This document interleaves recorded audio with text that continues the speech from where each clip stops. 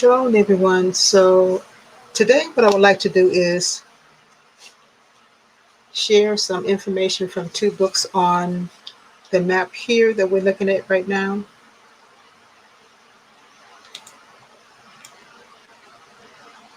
The Lick Negro Land. And also this map is going to come from a book called The Call to the Hebrews by an author, Mawali. And also I'm going to be reading from a book, and it is called The Erh-verh People, or the Erh-verh People. And I'm going to discuss that in the other book by um, author Mawali, Dr. Mawali. This particular book, The Erh-verh People, is a study of the Erh-verh people in German or Togo. So basically,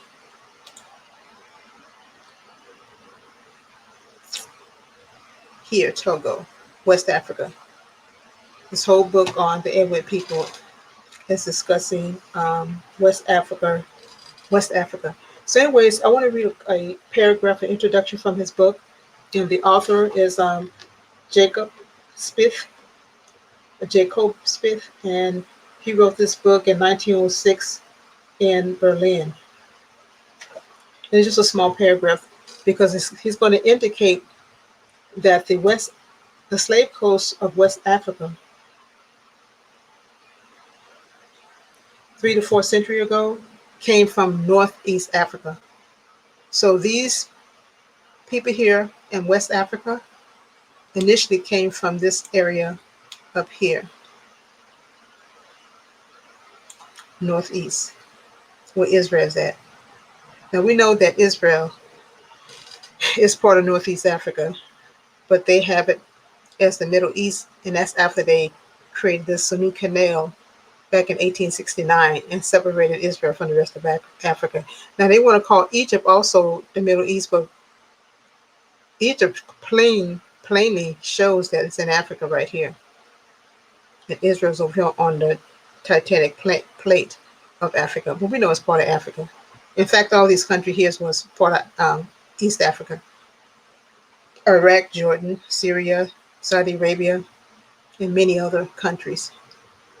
So anyways, I'm going to go back to this map because I want to read, well actually I'm going to go back to this one and read out of the book, The Erh-verh People of the Erh-verh Land. Now I believe Erh-verh was the initial naming of the land by the Berlins, and then they end up calling it Negro Land. Negro Land. So anyways, he's talking about the people in West Africa, Togo, up in this area, Benin, Nigeria. And it talks about the river Mono.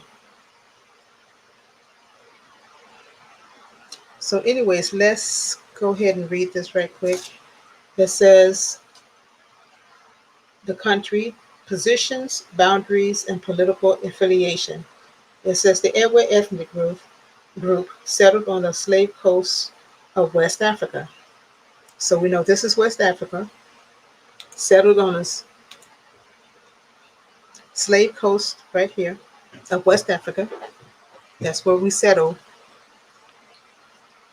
after we left this area, Israel, North Africa, because Israel was Northeast Africa. It says they settled between the Mono and the Volta. The Atlantic Ocean washes the southern border of the territory, which stretches to above 7 degrees on the western boundary, while the eastern boundary reaches to about the 8th latitude. But I just wanted to read that little short portion because he clearly says that the people that settled in West Africa initially traveled from Northeast Africa. We settled in West Africa centuries ago from Northeast Africa to West Africa.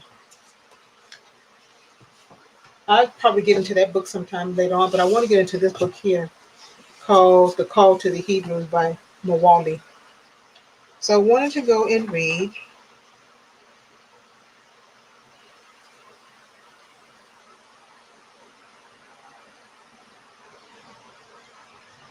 It says the name. Well, actually, we'll go back. Let me see. It says, let me go back a little further. Okay, I'll go here. It says, the transatlantic slave trade is the name for the slave trade that took place between West Africa, the Americas, and Europe during the trading. It says the European traders named part of West Africa based on what commodities they traded with the locals. One such trading area was the Gold Coast. So we know that the Gold Coast, Slave Coast, and Gold Coast right here. I'm going to enlarge that a little more. See the Gold Coast and the Slave Coast. I'm sure you have heard of Gold Coast. In the Gold Coast, at the main the main traded commodity was gold. Therefore, the name Gold Coast. You may also have heard of the Ivory Coast. Now, Ivory Coast would be right next to Gold Coast. And you can see Ivory Coast on this map right here. And if you look right here, Ivory Coast, let me enlarge that a little more. Ivory Coast, come on, let me try a little more. Right here's Ivory Coast here, Gold Coast, Slave Coast. And this is a map from another book called The Lost Tribe of Myth. And this whole map is about Black uh, Jewish colonies, or African Jewish colonies that was in West Africa and South Africa and North Africa. But I'm dealing with West Africa right now. So going back to this map, it says, and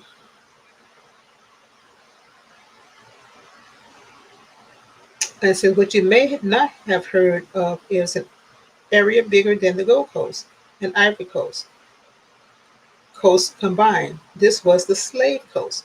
So he's saying that the Slave Coast is much bigger than the Gold Coast and Ivory Coast, of course, because they're taking slaves by the millions.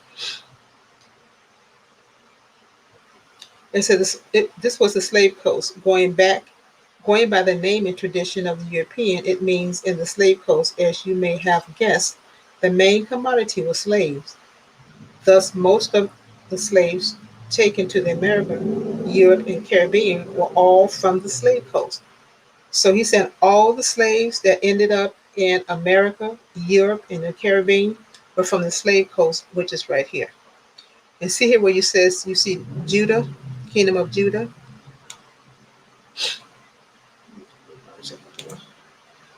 The Kingdom of Judah, Wabuda, and then you have the Kingdom of Benin over here. Let me stay right there. I want to go back to this map from the book The Lost Tribe of Myth.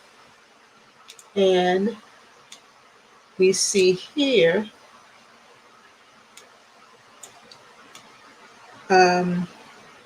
we see Benin, Ephraim. We see the Homey Jews. We see Levite.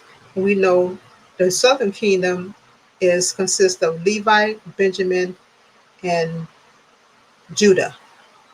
So Judah, the kingdom of Judah, was consist of Levite and Benjamin and Judah. So that was the whole southern kingdom right here. Because here it shows again the Gold Coast, Slave Coast here. It's Benin, Ephraim. Then you have the Levites right here. The Levites, I'm going to try to enlarge this a little more. You have the Levites here, Benin or Benjamin. And then the homies, Gold Coast, Slave Coast. Okay. And then on here, the whole kingdom of Judah right here. Levite, Benjamin, and Judah. That was the whole kingdom of Judah right there. And that's where they went to get us from this area here and took us to the Americas, Europe, and the Caribbean. I guess Portuguese probably be part of European, I guess, because they were the first that started the slave. Um, it says, even though you may never have heard of it, the slave coast covered a big chunk of the West Africa right here. To give you an idea of the size of the slave coast, the best way is to look at a modern map of West Africa. And this is the map he's talking about. It says the slave coast, which is right here, extended from the Volta River in Ghana. So we know that Ghana is over here somewhere.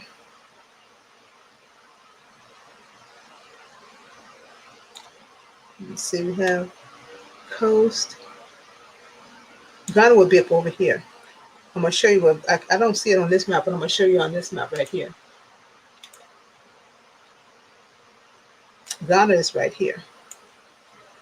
Ghana, Ghanata or Ghana, in this area here. I'm also showing you here where Ghana is.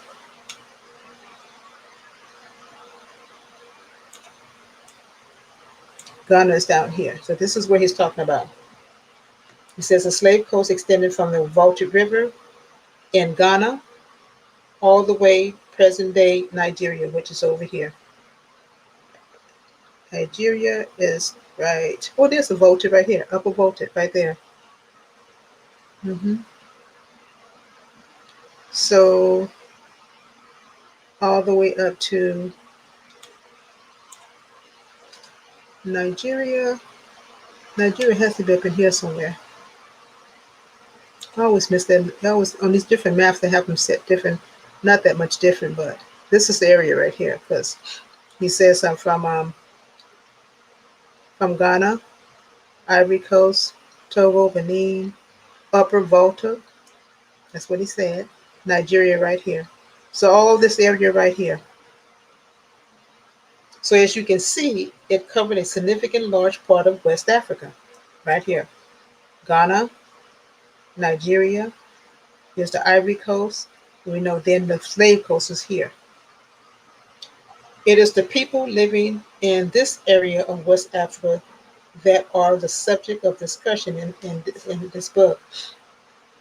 It goes on to say, however, despite slavery being the biggest trade of the European engaged in with the African, many people have never heard of the name Slave Coast.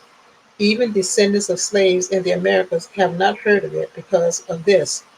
Some descendants of the slave in America and the Caribbean mistakenly associate the Gold Coast, now called Ghana, as the main source of slavery to America.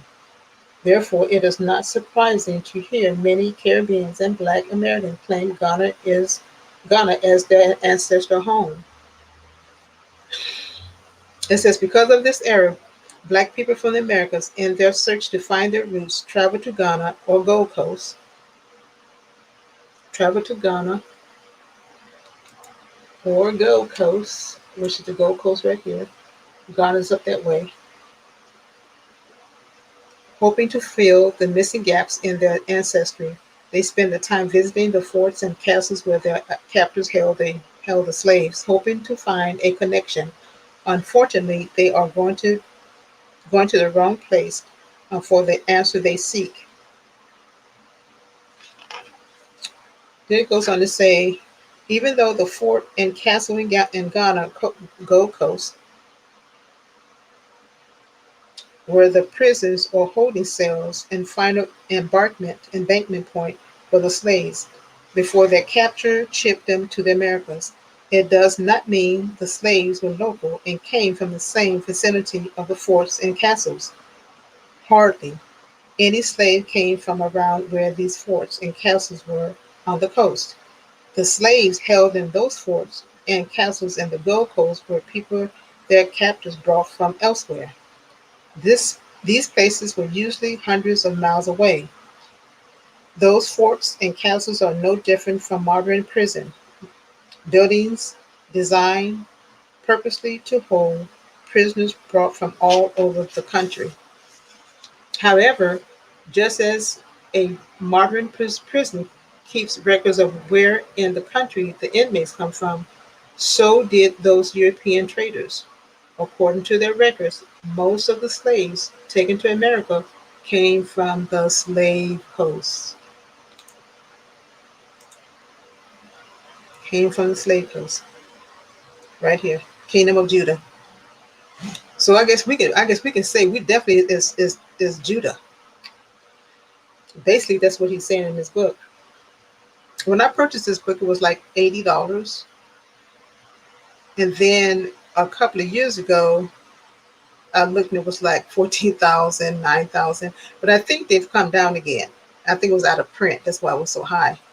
But if you all get a chance, buy the book while it's back in circulation of purchasing. You better get it now because it's probably go up again. Okay. It says, therefore, since most of the slaves came from this area in West Africa, that is where I will concentrate the search to find the identity of the and their slaves and their. I'm sorry, I thought something happened to my screen. Therefore, since most of the slaves came from this area in West Africa, that is where I will concentrate the search to find the identity of the slaves and their descendants. Throughout this book, it is the people living in the area formerly called the Slave Coast that I will be discussing. This is logical because searching for answers from the people living around the forts and castles in Ghana, Gold Coast would not be a waste would be a waste of time. Now he will get to saying what the people actual name was before they went to West Africa, into West Africa from Northeast Africa. They wasn't called Negroes. They were called before. It says the name. Before we continue, let me introduce you a name, Erh-verh or Ev, Erh-verh, like almost like Eve, Eve.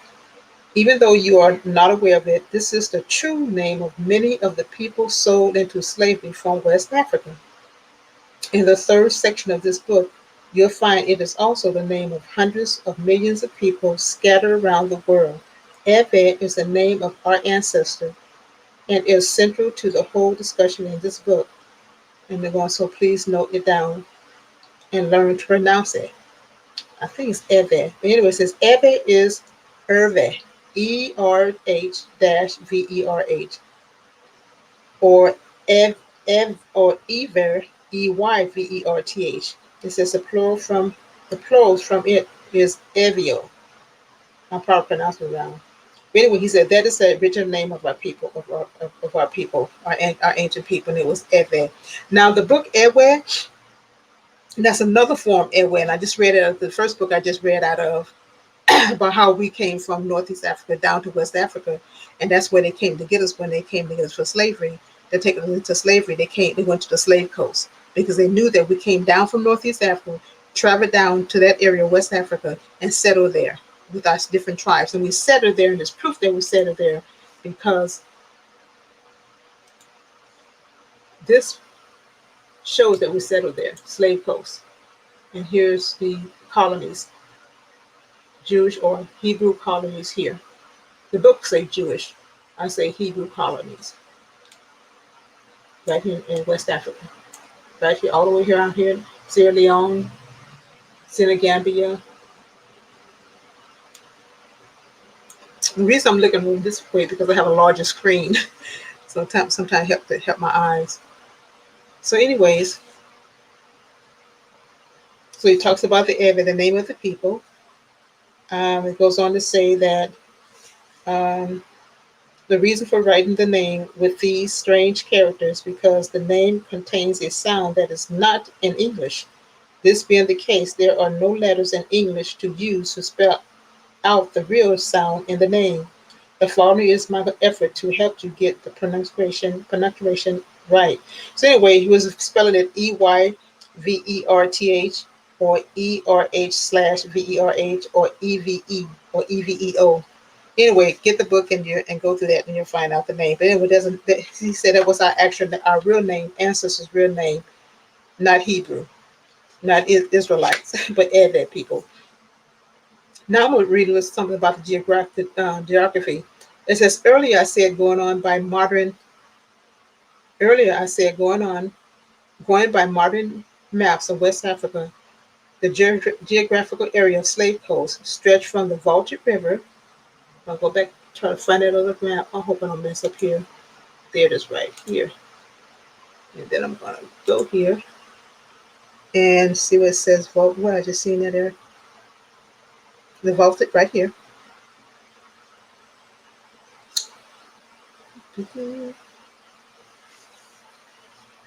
Earlier I have gone on.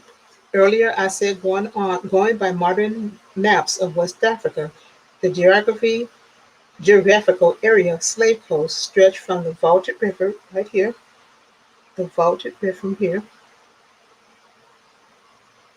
in Ghana down here, to Togo here, to Benin right here, and Nigeria right here. So he's talking about Ghana, Togo, Dahomey, aka Benin, and Nigeria. So 4 countries he's speaking about in this book right now.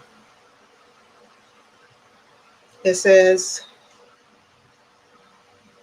um, now occupy this area. However, it wasn't always like that. During the slave trade, this was one sprawling territory to the people we are discussing in this book.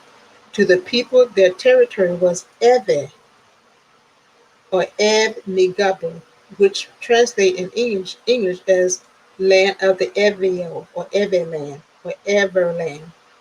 However, in the year 1844, Europeans changed the geographical boundaries, and the name of Everland, aka Slave Coast,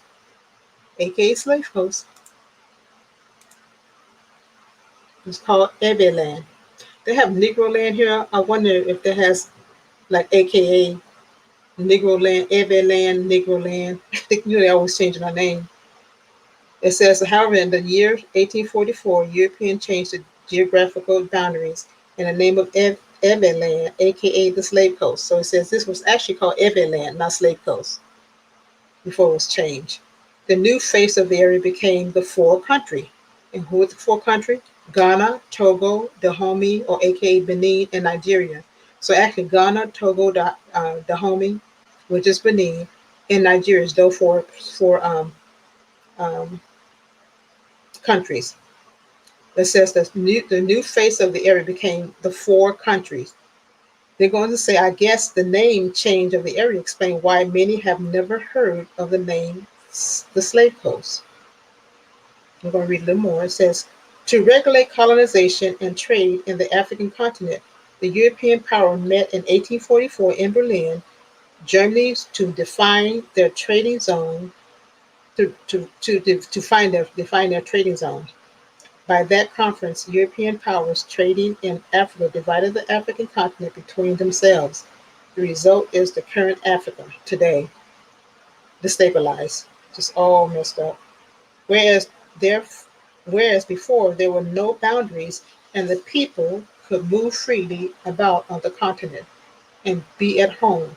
But he says after 1844, all this changed. Africa became broken up into countries with new identities far removed from what was before, forced together to form the new countries where people who did not belong to the same ethnic background. It says with Everland, aka Slave Coast, now divided into 4 different countries, people from the same ethnic background now identify themselves as French speaking or English speaking people because of the new national identity. And it's kind of sad because they took 4 countries and just started putting people in those 4 countries. I guess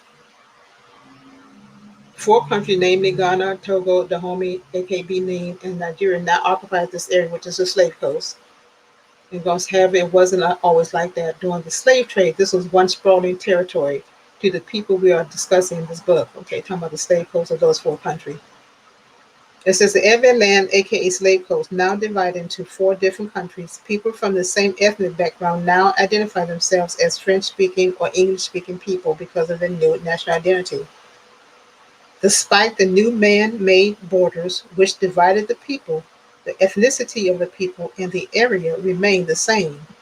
It is important you bear this in mind as we dive further into the book. This is because when I talk about Erh-verh or Erh-verh land, I'm referring to all the people living in these four countries, which used to be the slave coast. Wow. Hmm. Used to be called the slave coast.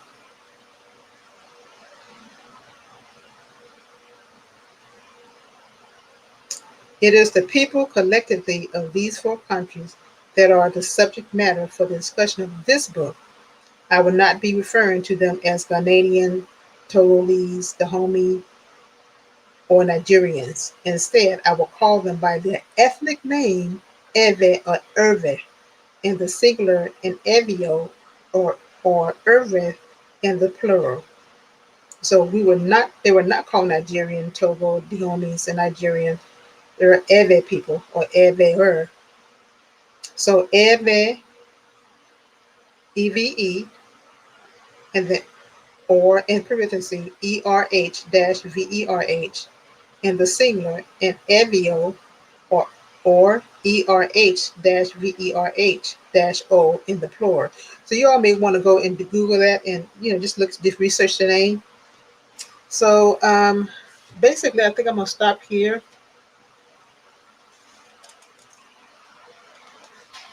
We're going to talk about the dialect, how it changed.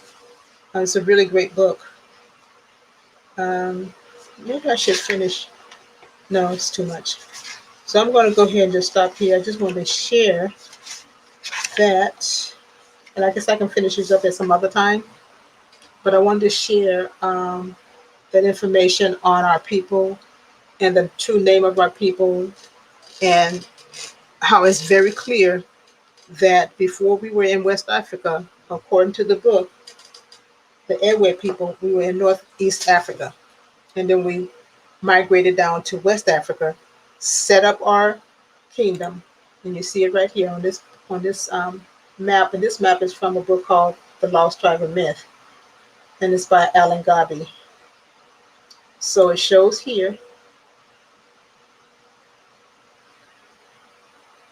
Okay. So first we came from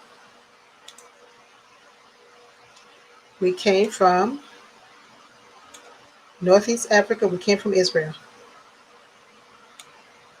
Came all the way down, migrated down to the upper vaulted. Set up our kingdoms right here. The kingdom of Judah, the kingdom of Levi, and the kingdom of Benjamin.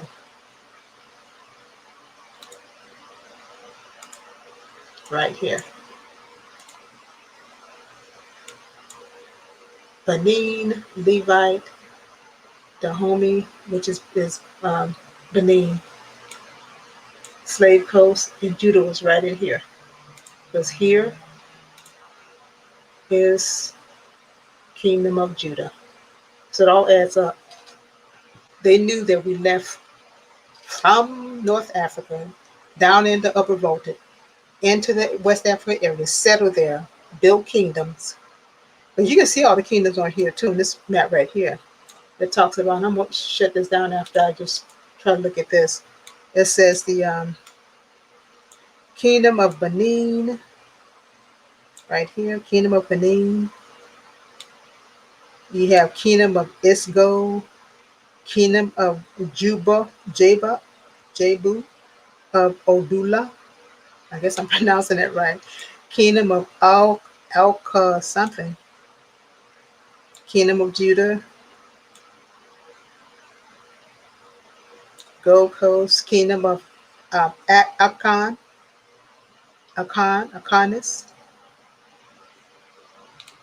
kingdom of Gago. So there was kingdom all over Negro land or Erh-verh land. That's this, y'all. It was Ewe land before it was Negro land. So, anyways, I'm learning every day. So when I think I've learned something new, I would like to share it, and that's what I just did. So you all have a blessed evening, and I hope this made some sense. Please leave any suggestions or remarks, and like and share. So I say shalom.